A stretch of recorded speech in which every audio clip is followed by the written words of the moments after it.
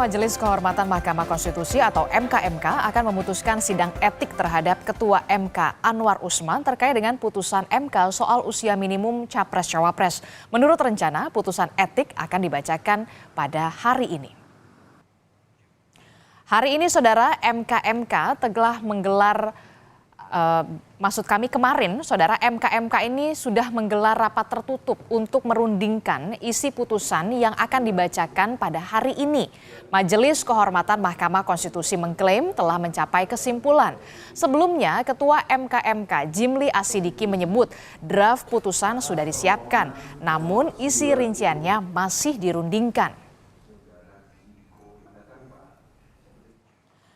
Ketua Sekretariat Majelis Kehormatan Mahkamah Konstitusi Fajar Laksono, Saudara, kemarin pagi ini mengonfirmasi soal rapat internal MKMK untuk merundingkan isi putusan di hari ini. Rapat internal berlangsung secara tertutup. Rencananya, Saudara, kemarin pada pukul 9 waktu Indonesia bagian Barat.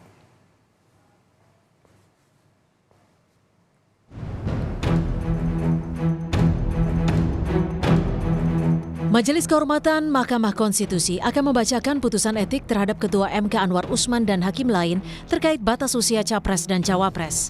Anwar Usman dan hakim lain dilaporkan diduga melanggar etik dan MKMK diminta menjatuhkan sanksi. Menyikapi hal ini, Menko Polhukam Mahfud MD menyerahkan sepenuhnya keputusan kepada Majelis Kehormatan Mahkamah Konstitusi. Mahfud meyakini MKMK mampu menangani dugaan pelanggaran etik yang dilakukan oleh hakim MK. Ya, kita tunggu aja. Saya percaya pada kredibilitas Pak Jimli. Apapun putusannya nanti kita tunggu dan tunggu juga reaksi publik akan menentukan juga. Berarti putusan 90 bisa dianulir dong, Pak? Dan konsekuensinya apa? Tunggu besok aja.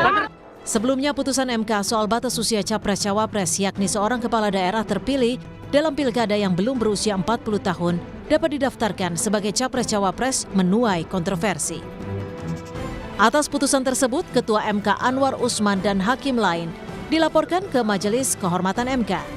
MKMK telah memeriksa para hakim MK terlapor dan akan membacakan putusan etik pada Selasa 7 November 2023.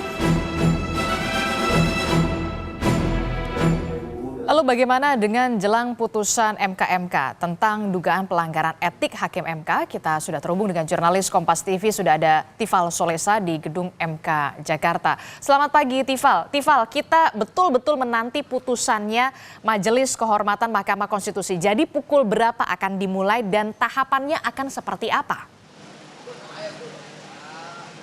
Jelang pukul 7 pagi tadi saya mengonfirmasi kepada Ketua Sekretariat Majelis Kehormatan Mahkamah Konstitusi Fajar Laksono dan ia memastikan bahwa pembacaan putusan dari Majelis Kehormatan MK atas dugaan pelanggaran etik yang sudah dilaporkan oleh para pelapor akan dibacakan keputusannya nanti di ruang sidang pleno Gedung Utama Mahkamah Konstitusi Republik Indonesia pada pukul 4 sore nanti. Pada pukul 16 waktu Indonesia bagian Barat, majelis yang dipimpin langsung oleh Ketua Jimli Asidiki yang dianggotai oleh 2 orang, ada Wahiduddin Adam selaku hakim aktif MK dan juga Bintan Saragih yang juga ikut menjadi bagian dari anggota Majelis Kehormatan akan menyampaikan putusannya untuk 21 laporan yang sudah dilayangkan dari berbagai kalangan, dari kalangan akademisi hingga kalangan koalisi masyarakat sipil.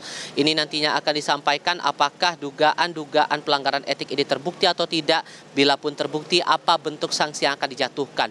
Perlu diingat lagi bahwa sebelum sampai pada momen pembacaan putusan ini, Majelis Kehormatan ini sudah melakukan yang namanya rapat Majelis Kehormatan yang berlangsung secara tertutup. Sebetulnya ini juga sudah tertuang dalam Peraturan Mahkamah Konstitusi nomor 1 tahun 2023 yang pada intinya rapat yang berlangsung tertutup ini adalah bentuk untuk majelis ini memformulasikan rumusan dari putusan yang akan dibacakan pada hari ini atau yang akan dibacakan pada sore nanti berkaitan langsung dengan laporan dari para pelapor, kemudian argumentasi dari pihak pelapor, poin-poin penting apa saja disampaikan, diperkuat lagi dengan bukti-bukti dari keterangan saksi maupun juga ahli yang dibawa oleh para pelapor, plus ditambah dengan keterangan dari para terlapor dan juga hakim-hakim konstitusi yang berhubungan langsung dengan dugaan pelanggaran etika dilaporkan oleh para pelapor ini. Nah, nanti rencananya kalau dari keterangan Fajar Laksono kepada saya beberapa jam yang lalu, 21 pelapor dan 21 pihak yang menjadi pelapor dalam kasus ini sudah diundang untuk hadir, begitu juga untuk para hakim konstitusi yang dilaporkan dalam dugaan pelanggaran etik ini. Nanti kita akan cermati saat sidang akan berlangsung pada pukul 16 waktu Indonesia Barat, Adisti. Oke, itu artinya kita akan kawal bersama bagaimana dengan putusan dari Majelis Kehormatan Mahkamah Konstitusi pada pukul 4 sore nanti terkait dengan putusan etik soal Ketua MK Anwar Usman. Terima kasih informasinya. Jurnalis Kompas TV Tifal Solesa melaporkan langsung dari Gedung Mahkamah Konstitusi Jakarta.